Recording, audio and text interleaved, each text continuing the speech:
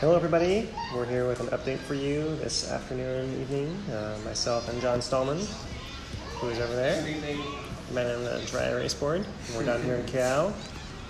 We are just going to review the eruption signals that we see for you guys today, which are not a whole lot as the last couple of days, but we also promised you guys some ideas about the volcanic plumbing, some of the ideas of how the island moves through, so we're going to talk about that a little bit as well.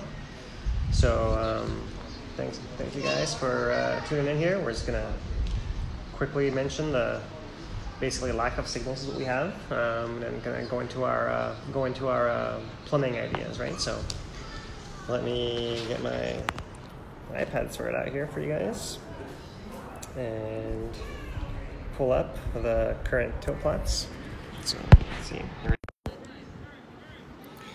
Here's our plot for the East Rift Zone at Pu'o'o.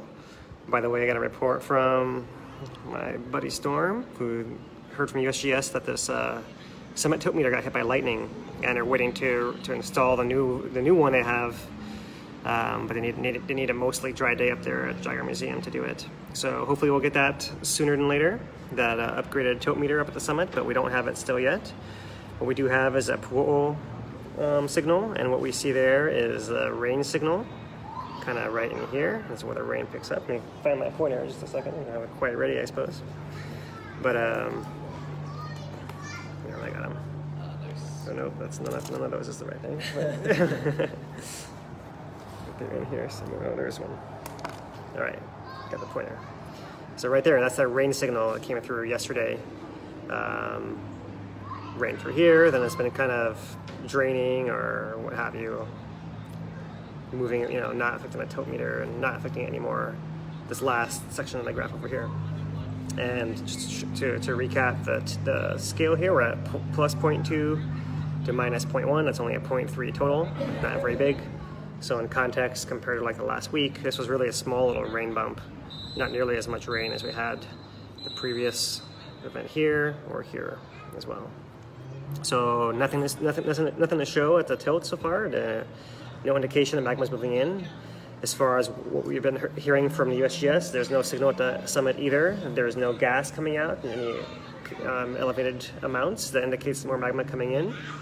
So we are still in a watch and wait phase. We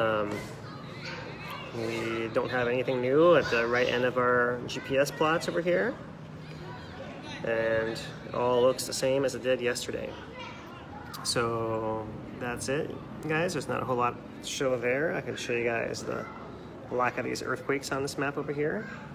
So this one is in the last, let's see what's up here. 6 in the last one day, it says, yeah. 6 in the last day right here. Kind of spread around, right? There's a couple up at Halimau as usual, a deep one in Pahala. And south flank once again, same pattern as yesterday. In fact, actually, these look like yesterday's earthquakes on here. I'm not sure what hasn't updated. There we go. That looks new. Okay, so here's some summit earthquakes up here, and some south flank earthquakes right down in here. Right, ones we got today, 8 today. So the biggest one of all of those is a 2.3, which is that one up here at the summit, right there, that blue one right there. And these ones down here at the south flank. That one's at 6.8 kilometers depth at a 2.1, and that one's at a 1.7, 6.9 kilometers depth. Those are the two deepest ones. They're kind of at the bottom up there, and then a couple of surface ones kind of look up above there, right, at a much shallower depth. But they're also kind of south flank ones, so the surface probably adjusting to the movement of the south flank underground there. So that's what we got with the earthquakes. Our tilt's not showing much at Kīlauea Puna area. Our Pu'o'o tilt just is going back for the last month, right? It only shows a rain blip here at the end. And our seismograph with our trimmer showing some, this is the band of trimmer we're looking at yesterday. So we have 3 different pulses today, and that could be the gas escaping still, it could be steam, it could be any of those numbers of things. And by itself, it's not really that big in amplitude, so it's not anything super significant in and of itself. There's still some little adjustments to the ground, little earthquakes. I mean, we've seen some of the comments people talking about they still feel earthquakes from time to time. Definitely possible, especially the closer we are to the rift zone. But also some of those could be felt farther away when we get above the 2.5 range, perhaps somewhere in there. So all in all, it's all pretty quiet. And if we were seeing magma movement, it might look more like this signal here, right? Like something more amplitude, a stronger tremor going on there. So by itself, this doesn't suggest too much that there's magma moving around down there. It's just some tremor. Right. Gas. Yeah, it's probably gas. It's likely a fluid, right? So, but it's likely the gas rather than magma at this point. It's just not moving enough. I'm trying to find the other pointers around, but I don't know where it went inside of here. It's okay. So we'll just have to pass off the one. Okay, so there's a couple new images from the USGS on their site today. One is a drone video of Fissure 8. That's from a few days ago that I won't go into right now because I don't have to load it up for you guys, but it's up there if you guys want to check it out. Some images of the flow field. This one they put up to point out how you have some areas of voids that can have thin crust over top that can be dangerous. So anyone who's like on their property, hopefully you're not going to have anything like this by your property with big cracks, but this is obviously on somebody's property. So you would like to be very careful if you're anywhere on the edge of any of those lava fields because of this kind of unseen hazard, especially, right? That's what they're really pointing out with that photograph. They're pointing out some of the reticulite that they've found in the area as well. And notice how the person's wearing gloves, right? And showed you guys a time lapse of the summit yesterday, but there's also another image added to the update yesterday, which is this panorama of the lava channel at Fissure 8. So that's pretty cool also, and you can zoom in and look around. Everything's very cool. You see steaming, you see kind of overhangs. Some of the overhangs of the channel walls are kind of collapsing and leaving rubble on top of the crusted channel. All kind of cool details like that are in there. But that's pretty much all information that... And they found maximum depth of 31 feet in the channel. Yeah, exactly, and while it was flowing, parts of it presumably were a little bit deeper with sludge in the bottom or whatever. So that's very deep for the channel. So very interesting to learn that now. Yeah, for sure. Yeah, I mean, it's hard to say how much lava is left in there, right? But I'd guess at least 10 feet. Yeah. Maybe 20 feet even. In places, I wouldn't doubt it. In places, yeah. So, that's kind of a ballpark, estimate of how thick that might be total. We're talking maybe 40 to 60 feet. Might be my better guess, yeah. Yeah, which is incredible. Yeah. Just think of that. That's it. Yeah, it's not gonna be the same depth everywhere along the whole channel. It's gonna vary, be deeper in certain pools and shallower in other areas, but that's still pretty impressive that that's the, even if it's the maximum amount, that's still a lot. Yeah. Really deep channel, yeah. Relevant to us for some of the puzzles we're working out theoretically. So the looks of it is that lava channel, what we suspected a long time was that it was deeper and carrying more lava than we were estimating. So we might hit on that description again. So it was pretty amazing. 31 feet as it drained. Yeah. Deeper in some places. And also in today's USGS report, they talked about how there was no glow from the fissure. Not only was there no glow, there was no lava dribbling into the ocean either, right? So a combination of both those things, means that today is the first day without red lava on the volcano anywhere since when? Since the last Pazapu'o'o, probably, or last Pazapu'o'o pre-2008. Yeah. So in at least 10 years. Well. Yeah. That's significant. Really so that's an interesting, moment in time that we've just crossed that threshold right there. It may not last, of course. We may see glow again tomorrow. If the cycle that we're watching for has that 3-day interval of glow at the Fissure 8 vent, then maybe tomorrow will be the day we see glow again. Yep. So we'll have to wait and see if that actually holds up that way. It'll be interesting to know. We have to wait and see. Yeah, so that's basically the whole report. I can show you guys a couple of final things here. There are lava cams that are still running, lavacam.org. It's still running. And you guys can see, we got a bunch of some soccer happening here. Soccer players. But we got no glow at the fissure. Oh, we're getting totally swamped, huh? We picked the wrong spot again. So, okay, yeah. Sorry for the noise, guys. But that's our lava cam, and the last thing I'll show you guys is a traffic cam, which is showing average of 121 degrees up there, right? So, not that much hotter than usual in that area. So, that's kind of the summary of what I had lined up. Not a whole lot of pictures, not a whole lot of data. You know, we're still kind of in a watch and wait. This is something that could last for a while, right? We don't have a whole lot of years of eruption. I mean, we do like for people years, but for volcano years, it's not that many cycles have happened where we can actually try to examine what happened with the volcano and predict, anticipate perhaps, or, you know, lay out the range of the things that could happen next. Yes.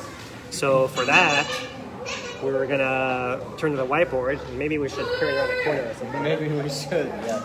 So, they might be done in a second. Technical difficulties once again. yeah, so bear with us, you guys. You know, we relocate there quickly while avoiding putting anybody's face on camera who doesn't want it. So just a second. Here we go. Let's go on the back side of the building right here. Unless everyone goes in the bathroom at the same time, this might work out for us. We lean against the wall. All right. All right. Dugout it is. Say something intelligent and scientific while we walk. Something intelligent and scientific. There you go. We don't know what's going to happen next is the bottom line. What's going to happen next? That's important. All right, here we go. We found a little dugout here by the baseball field down here in Kīlauea. We're highly adaptable. Right, this is our mobile broadcast here. Mobile broadcast. So yeah, we're not at the hub. The hub's only open on Mondays and Fridays now. So John and I are trying to meet somewhere a little more central to where we both live, so we can cut down our driving. We've been doing a lot of driving. We'll figure out a spot at some point. Yeah, we're just a little late today, so no worries. So anyways, let's turn the camera and show you guys. All right, so we've drawn our simplified version of the plumbing system of Kīlauea. Again, this might look familiar to anybody who saw us work with this diagram before. And again, this is put together by years of work, and this is kind of the boiled down assessment of kind of the simplest way that the volcano could be put together inside. It's a cut through the mountain. We've got the caldera up here and the plumbing system and the magma reservoirs underneath it. And so the questions that we want to tackle when we're drawing this diagram have to do with, you know, we're seeing kind of the most conspicuous silence in volcanic activity in at least 10 years. Very rare in the whole scientific history of Kīlauea to be flatlined the way that we are now. So it might not last forever, but it could be this way for some time. So the question is there still lava coming into the volcano? Where is it going? Why aren't we seeing it? And then kind of try and walk you through some ideas of what state the volcano is in at the moment after this big eruption in Leaky, and what it might mean for the future of what's most likely to happen next. So okay, I gotta jump in here and just tell you we went orange with our connection. Oh no. So I'm not sure if that's gonna stay orange or if it's gonna switch around. I wonder if I stand on the other side of the building, on the outside maybe there. The kids have already. Are they all gone already? Already gone, maybe. Oh, it's green on this side. Okay. Perfect then. So, okay. Sorry guys, we had to change, you know, get out of the little roof over there. Our signal went bad, but here we go. Highly mobile. So, where should we start first? The volcano. Okay. So, where is the lava now? One thing we should start with is that it's widely accepted. The idea is the volcano Kīlauea is always being fed some lava from depth from up the pipe. And so where Philip and I have been having a little bit of debate about that. Maybe it's not that constant. So on the one hand, there might be constant lava coming from 35 miles down off this map. See, our scale only goes 10 kilometers here. There might be constant melt lava coming from the source, but it might not reach all the way up into the top of our plumbing system consistently, yeah? But the question is, if there's still lava coming into the system, where are we putting it now? Why isn't it coming out of the summit? And so, what should we talk about first in relation to that, Phil? What do you think? You want to kick off, initiate some controversial topics, controversial ideas? Well, I mean, I don't know, maybe we can just recap the basics of how it works when an eruption is going on. Mm-hmm. So let's start with Pu'u'o eruption. Pu'u'o eruption. So the magma's coming in. Coming in from the pipe, coming up into the summit reservoir, which still existed at that point, and it's probably circulating back down out through the East Rift Zone plumbing system. And when we talk about this East Rift Zone, this is a conduit that is storing magma most of the time, even between eruptions, and it's repeatedly intruded with hot magma, and that keeps it open. So there's probably always magma in this pipe at some point. But for 35 years it was being fed this far to Pu'u'o, and for whatever reason it didn't seem to go any further than that until April 30th is when it started to intrude further than that. And as we all know, it came out in Leilani. After that, we collapsed the summit caldera, and this is what we drew for you before. The caldera has collapsed 600 meters at least, and there's all this rubbly material has collapsed the surrounding area and possibly completely drained the shallow summit reservoir. And so where we got to in the past talking about that is this completely drained now? Is there no more magma in the summit? And did it affect the connection between the East Rift and the rest of the storage area? And so that's how far we got with it last time. So I'm getting requests to flip the mic here, so let me try to... Oh, sorry. See what we got going on. The microphone's on the wrong side now, maybe that... Yeah, the microphone is a difficult issue, so we're just explaining we got as far last time as that because of the collapse at the summit, we're not certain if the shallow reservoir of magma at the summit is completely drained, and if all of that collapsing actually ended up decoupling the summit from the rift zone, blocking the connection or the transport of lava out to the East Rift Zone at some point. So that's one line of thinking, is that all this collapsing has cut off the system and we can no longer feed magma into the East Rift. So, anything to say about that so far? So. Yeah, no, I mean, I think that's a good start. Yeah. Mm-hmm. So the question really is, how did it change? How did it change? Connection to the rift zone from that. How did it change from the rift zone? The connection to the rift zone, right? So that's all. Our last time we drew all this, our big question mark was right in here. Mm-hmm. So we can put our question mark in here too. So has it affected these connections here? And so. Well, I'll just go through my thinking first off, and then, that'll be how we do it today. I'll give you what I'm thinking is probably happening, and then you can refute it. Sure, except we're on orange again, so let's see if we can... Crap. Should we go back up there? Still hear some action up there. Okay. I wonder if it will let me do this. No, it doesn't let me do that. Oh, back to green. Green, all right. Cool. Did some voodoo for that. Okay. So... what I've been thinking about, and this is just one line of thought, we've had a whole lot of discussions about all sorts of different things, trying to add up the history, what we think is most likely. And as I review this, I'm starting to become more and more convinced that probably the collapsing at the summit has completely or nearly completely drained that first magma reservoir. And quite possibly, as we've seen, it parked down at the same level and seems to be staying right there. And so maybe it hits some sort of limit, some sort of hard surface, and it just can't collapse any further past that. Orange again. Yeah, let's just keep going. Let's just keep going, and we'll see how it works. Yeah. We promise we do this. So I'm starting to think more and more that, yes, in fact, we drained nearly... or all of that potential cubic kilometer worth of magma was drained out into the East Rift Zone. up to about a half a cubic kilometer of lava is calculated to have actually come to the surface in our lava channel, and the rest of it might still be stuck inside here. But I'm increasingly confident that, yeah, we may have exhausted that summit reservoir. The problem is the even larger reservoir is slightly deeper, and geographically it's to the south. So these are not directly above one another. This other one, the Halima'uma'u reservoir, is further north, and this large reservoir is further south, out towards me in this picture. And so I think that probably nothing has changed about this conduit. And so we still have magma in the system all the way down the rift to Leilani. It's just not coming to the surface. So why is that?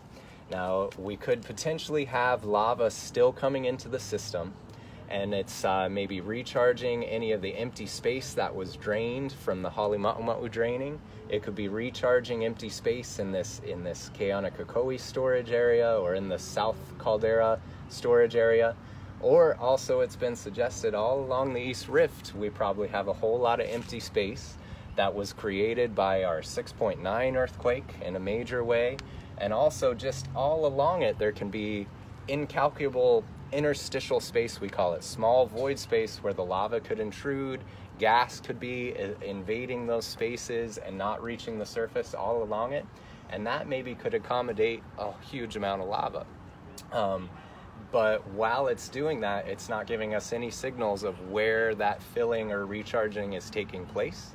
But I'm just saying this in terms of what my analysis is leaning towards, is that probably it is still being fed lava from depth, and that lava is recharging empty space, most likely the space that's been created by our massive intrusion that squeezed through the system, and the motion that was created by the 6.9 earthquake has all created extra space, and we're filling all that space now. And it could be potentially only a matter of time before it finishes filling those spaces, in which case we still have the open door, the pathway out through Leilani. So all of that, for me, is consistent with the idea that our lack of lava flow activity is a pause in the eruption, and it could resume. But what kind of time frame? You know, we've had pauses of longer than 3 months in previous historic eruptions, and so it's so difficult to say. But I think, like I've mentioned before, if we keep seeing lava churning in the bottom of Fissure 8, if it reappears again, and then again, and then again, and then again, if it keeps going for a long time frame, that is going to tend to support my thinking that the whole pathway is still open. It's just taking us a little time to recharge the system. So in that line of thought, I would say the most likely place for it to resume is right where we just had our eruption, is somewhere in the fissure system of Leilani, if not Fissure 8. Right? So I'll leave there and do some refutation. We can come around again maybe before. So what I can say is, what you just said about lava and Fissure 8 is that it's, no matter what it is, it's eruptible, right? That lava is close enough to the surface and has enough gas pressure at least to come up at least 3 times already, right? To cause a little bit of spatter, a little bit of glow, that kind of thing.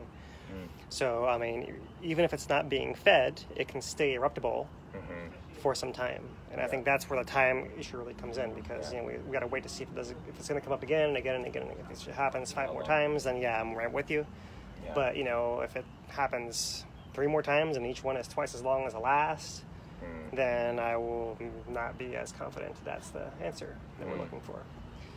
You mean the period between is longer and longer? Yeah. Also, as well, right. So I mean, yeah, and how long it drags on, right? You know, so kind of related issues how they come together.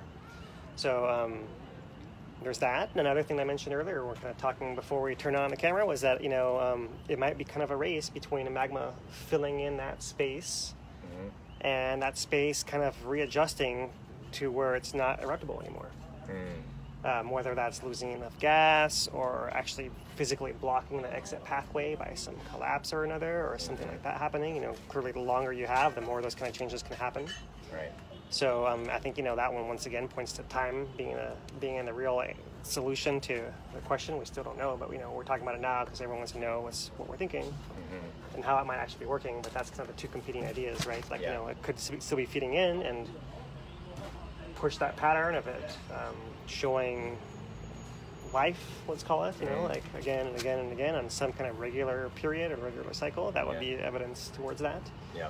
And if it was, you know, happening less frequently and with more time between each event, then you might say, okay, well, maybe it's losing potential every time it's doing this little burping action. It's just gurgling. And then if it is coming into the rift, then it's not coming in fast enough to prevent that wind down process. Can I add something there? Yeah, your turn. Because, well, I mean, you can explain a little more, but it just got me thinking, you know, that analogy or that quote by Reginald Daly is that the continuance of eruption depends on victory of depends on victory in the struggle with cold, right? And this is the part of the system that'll tend to cool. So when our pressure wave went through the East Rift conduit, it ruptured in places and definitely below Leilani and sent that vertical dike that we've referred to up to the surface, and this created our line of fissures. And that, compared to the rest of the system, this is a real small amount of lava, and this is the part that can become cool and can cave in and clog and block off that conduit for more eruption. And so when that cools, it's less likely to come out of there. I'm just saying that if we're still seeing lava coming into the surface repeatedly, it might be maintaining itself. Otherwise, all of this could be on the way to blocking that conduit overall. Yeah, so I think that's a great point. You know, that's that, you know, on an image where we're looking for that change, because the rift zone itself persists for a long time. Rift zone is going to be around beyond all of our lives. Right. And it only gets this far because it's always hot. If there weren't lava in the rift zone from centuries repeatedly over and over again, they calculate that a new intrusion out into country rock, that's what they call the cooled rock. Like this part up here? Like part here, that intrusion went into country rock. It's totally cooled, it's not hot. And it can only intrude maybe a couple kilometers. A kilometer is just over half a mile. And without cooling, it'll just freeze like an ice crystal as it injects into there. And so it's only able to make this long journey because there's already magma down there, and this whole body beneath the rift zone is also hot from past eruptions and the formation of the volcano. So by itself, it can't maintain something like that unless there's heat flow and a lot of heat to keep it molten. So yeah, good point. So that's kind of the story at the far end of the pipe, and we still have our big question mark up here at the top of the pipe. The big question mark.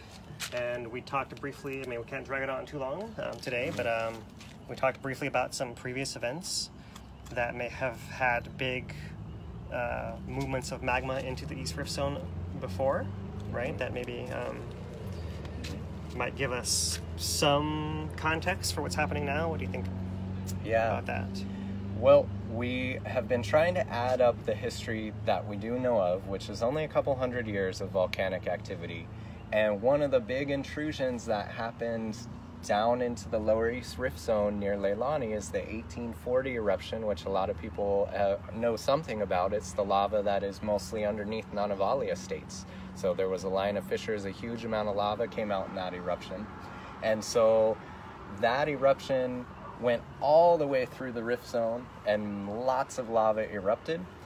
The trouble is, after that eruption happened, it was decades before anything invaded that far again. And so that kind of contradicts my thinking that once it's opened this conduit, it's going to stay open. In that case, and if we're looking at 1840, after it went through that whole process, it lost the capacity to keep erupting out of the rift for whatever reason, and we had activity at the summit instead. So after that 1840 eruption, there was a funny possible eruption in 1884 underwater offshore. That was less than a day. That maybe wasn't really an eruption. We don't really know. The next one was 1922? 1922, 23, and 24. There were eruptions along the East Rift, yeah. So that was 82 years. 82 years before the next lower rift eruption. In that particular example. Yeah. Right, which is one data point of many we should consider, not just, pick the one that sounds the best and go with that. Right. Right, because let's talk through the example we're going to give in response, which is going to be 55 eruption. So let's talk about the 24 55 first, and 55 to 60. Okay. So 1840 went through, no lava came through again for quite a lot of time, but we think in 1924, when the lava lake in Halemaumau drained in 1924, there was earthquakes and earth cracking and the whole thing way down here in Lower Puna. And so we think the lava went in, but it never erupted. It just sat down in there. And then there's some argument that actually the 1955 eruption might have been the 1924 lava was still in there, and the mountain adjusted, helped create cracks, which allowed the East Rift to rupture and send one of these dikes to the surface, creating the 1955 eruption. So that's an example of what Philip has described before, is that, you know, how do you count one eruption over and the next beginning later, because it's all part of this continuous process. And so that's one example. They think that quite possibly the 1924 lava that went into the East Rift wasn't allowed to come out until 1955. And that's where the 1955 lava comes from. And we can maybe skip forward, because a lot of people notice that, you know, in Leilani, when our eruption began in 2018, they found a chemical match to the 1955 lava. And that's showing you that there was still 1955 lava, still hot and molten under there since 1955. And it got squeezed out of this conduit when our new intrusion came in. So there's total cause and and effect relationships to all of these things over sometimes decades and decades of time, maybe even longer. Each one sets the stage for the next eruption. For the next eruption, yeah. So there's no such thing as a blank canvas. We're always working on the mess left over from the last time. So we're still on orange, so I'm not sure if the questions are going to come through. We're back to green. But one question that someone might ask is, well, the 1960 eruption went right through the 55 pathway, didn't it? Maybe.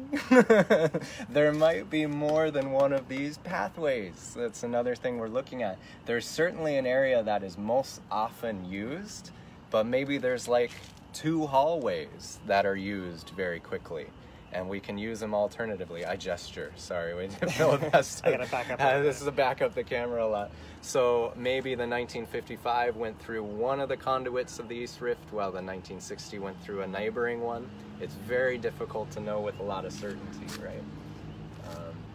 But maybe we can relate this back to our big question mark area. Well, let me just kind of throw in there. Sorry. If 55 lava erupted at the beginning of this eruption, and did not do that in 1960, then that kind of supports what you just said, that there was a second pathway, and we actually reoccupied the 55 pathway this time. 1961 was a different one. And but that goes to show that even a big pathway that was opened up that can be reused doesn't have to be reused even an eruption that happens in between the middle of, right? So we had a 55 and 2018 kind of connected, 1960 offset in between them, in time, right? So that's interesting. Goes to show like how, even if we try to simplify things and, you know, explain to you guys like the most straightforward idea, there's always a way that nature throws a wrench in it, and it's like, well, I'll do it this way instead now. So we're doing the best for you guys, but we're, you know, there's a lot of unknowns here. And that's all we're trying to do, is walk you through a few different ideas of how it's all put together. And anything we talk about, you know, there's a lot of good working ideas that have been proposed, but there's so many unknowns. And so we're not claiming to tell you anything with a whole lot of certainty. We're walking you through the ideas. So let's get back to the question mark, and then maybe we can fix it up. So the question mark area is, did the collapsing at the summit collapse the structure here enough to decouple or disconnect the East Rift Zone from the supply up here? Now, I tend to think not, but what would be the consequences if it did, right? So if it did, then that might mean, for one thing, if there is still lava coming up right now, it's filling other spaces, maybe within the South Caldera, or out here in the other rift zone, the Southwest Rift Zone gets magma intruded repeatedly over history. Or there's other possibilities that the magma is going into even more mysterious places and not even reaching into the summit, the summit area currently. But here's one thing I think is important, though, that I ran across reading, is that they've noticed that our upper chamber up here, which is probably empty, I'm more convinced that it's empty today, That upper chamber is kind of the pressure regulator valve on the system. And it's been proposed that maybe as the pressure is reduced in this chamber, it makes it easier for magma to rise up the main pipe and recharge after it. And so that could have consequences for us today because we've removed all this pressure from the top of the magma chamber from the system. And that should help allow more lava to reintrude. And if the system is deconnected from the East Rift, then of course, it can reintrude to the summit. We always talk about Halima'uma'u reactivating. So do you want to talk any about that? What would it look like if lava was going back to the summit? Well, I think the example that I kind of turned to immediately is a post-1960 eruption, where we have a tilt signal at the summit, where we saw a similar kind of flat line pattern, more or less, for about 3 months in 1960 before the magma came back into the summit in 1961. So what happened after 3 months was we began to see inflation at the summit first. Inflation at the summit, yeah. That in the end totaled, several tens of micrograms. I got a plot over there, but and basically during the course of inflation, magma was able to push through the rubble under Halima'uma'u and erupt in little pools through that rubble at the bottom and kind of make small pads of lava, like a small, very temporary lava pond, we'll call it, not even a lake. Maybe even little puddles, a little puddle here, a little puddle there, kind of pushing through until it finally pressurized enough to push back into the rift zone. And then that's kind of what changed it. The whole era of eruptions in the 1960s of upper East Rift Zone around Mauna Ulu eventually, but before that it was Alialoi, eventually Mauna Ulu, Makapui, all of that kind of came after that phase. Okay. But it took time in that case to pressurize enough to refill the rift zone, enough so that it actually leaked into the summit several times before that happened. The rubble above that collapsed area, wasn't strong enough to kind of keep the lid on. It was a leaky lid in a way of saying it. A leaky lid. And so that's quite possibly possible for now, right? If it would re-intrude into the rubble beneath Halima'uma'u, and we could see eruptions within the crater, right? Yeah, exactly. Yeah. So to me, where I favor, just based on the gut feeling, there's no data, that that connection to the rift zone may have been more severed than before, then the pressure would be diverted to the summit more likely. Yeah. If it hasn't been, then you can go back into the rift zone with less of that effect. And that's probably as simple as I can put it or leave it, and that's what we're still waiting to see is there pressure buildup at the summit and not at the rift zone? If we see that, there was a blockage between them. Right. If there's pressure built up at the summit and rift zone, then it's both of them. Or if we see it just at the rift zone, then somehow the summit is just still kind of rising and lava is working its way through the rubble, but that's the leaky lid, and it's still pressurizing enough to push its way back through the rift zone again. Through the rift zone. Yeah. So can I ask you, what kind of time frame do you think that would be on if it was going to repressurize the summit now rather than travel through the rift zone? How long might that months? change? That would be months in my mind. Months to a year or 2 years, like kind of max. So, this is based on the 1960 eruptions, of which there were 2 summit eruptions in 61, 62 area before it moved to the Upper East Rift. And also in 24, after the 24 collapse, there was eruption again, so it collapses in May 24, re-eruption for a few days in the bottom of the rubble in July of 24. Months away. Okay. And then again for a few days in 26, and then 28. And there actually were 7 eruptions over the next 9 years or so, each one, I think at most about a month. On average 14 days, each one pushing through the rubble to make another little lava puddle pond at the bottom of that pile of rubble. Right. And that lasted until after 34, that era of lava leaking back through. Then we had a big pause of 18 years before we had a repressurization back to the rift zone and kind of beginning the 55 eruption and kind of on we recap from there. Right. So that's a timeline. I would say months. to years, right? So the flat line in that case might have been 3 months. So if that's the case, we should see something in November-ish as far as inflation. All right. And if that's the case and it starts re-inflating, we might see puddles of lava by the end of the year, possibly the beginning of next year sometime. Right. Quicker than you'd think for a lot of people, quicker than you'd think. Yeah, that's like, like that to me is like the close-in possibility. It can't go up on a summit tomorrow. No. It takes time for it to repressurize or show those kinds of inflations. That's why we're having time to discuss these dynamics, is because we're not, looking over our shoulder for lava right now. Right. Because we need to see the signals first coming in, and we don't even see that. So it can't. I would say that's not within a couple weeks, right? But probably within a few months. At least that's what I would guess for now. Yeah. And I could be wrong. This could be an 18-year period. Right. We've discussed the far out possibility that if the whole length of the volcano moved enough in something like 1 every 500 years kind of time frame, we might have made so much space in there that it might take the rest of our lives to fill this thing back up, and we may not see eruption ever again. So that's the far end of it. For those of us who are praying for no eruptions, then that's on a table too for the rest of your life. Right. And I just don't know I know it's not going to be in a couple weeks. Right. But beyond that, between a couple of weeks and the end of my life, I don't know. It's really hard. How long it might last. But I think that's useful because it represents how the range of uncertainty here. So on the one hand, everybody understands this eruption and what we've seen with the collapsing of the crater. It's unprecedented historically. And so the volcano is in a different state right now than it was compared to any of these previous eruptions that we can call upon for information and knowledge.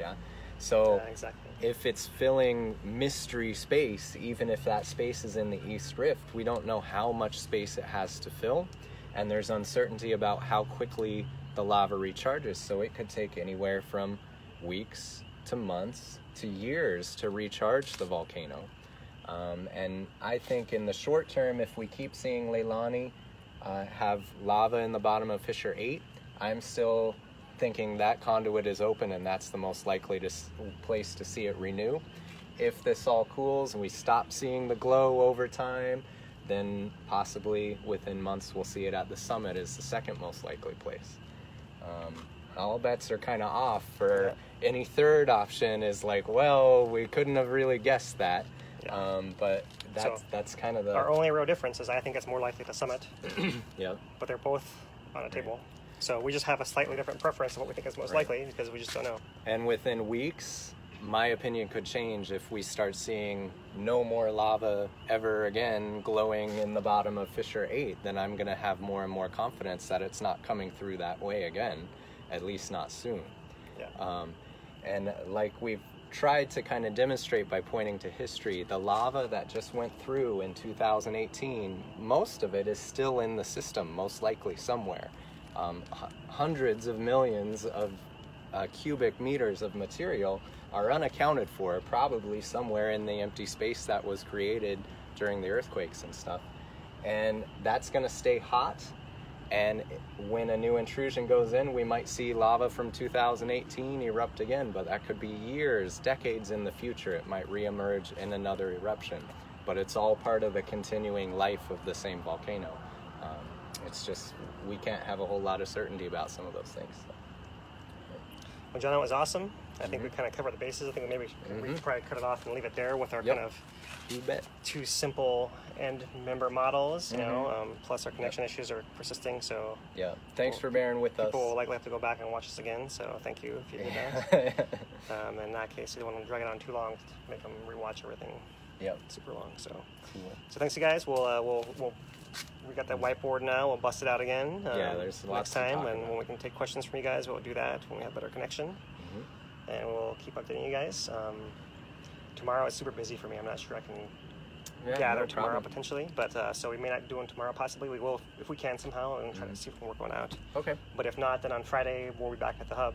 I have a tour Friday. Yeah, a tour on Friday. Yeah. Okay. So I'm working Friday. I need to work, so it's good. But I'll try and meet up with you at some point. So. Right. Okay. Well, so well, at some point soon we'll get back with you guys, and follow up.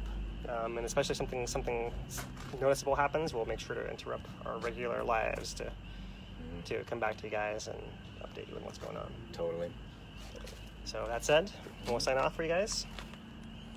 Our typical Stay classy, Kuna. Aloha. Aloha.